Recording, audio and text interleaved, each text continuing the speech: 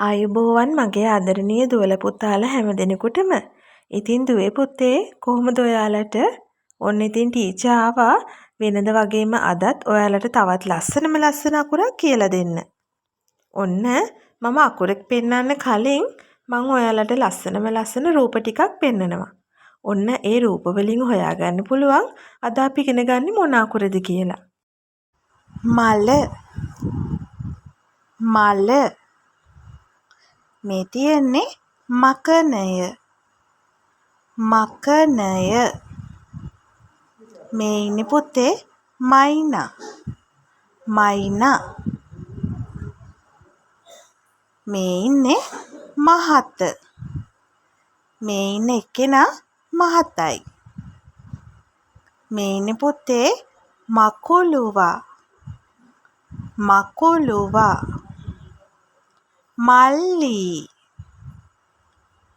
මල්ලී ඔන්න මේ ඉන්නේ මදුරුවා මදුරුවා එහෙනම් දුවේ පුතේ අද අපි ඉගෙන ගන්නේ මා අකුර.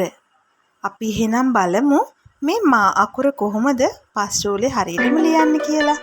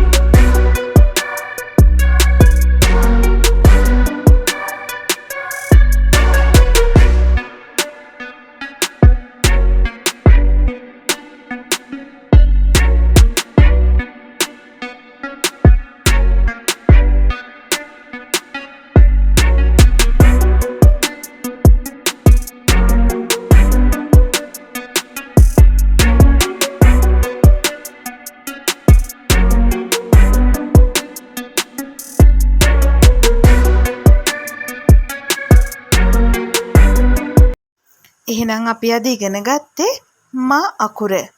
අපි එහෙනම් තවත් අලුත් අකුරකින් ඉක්මනටම හම්බ වෙමු.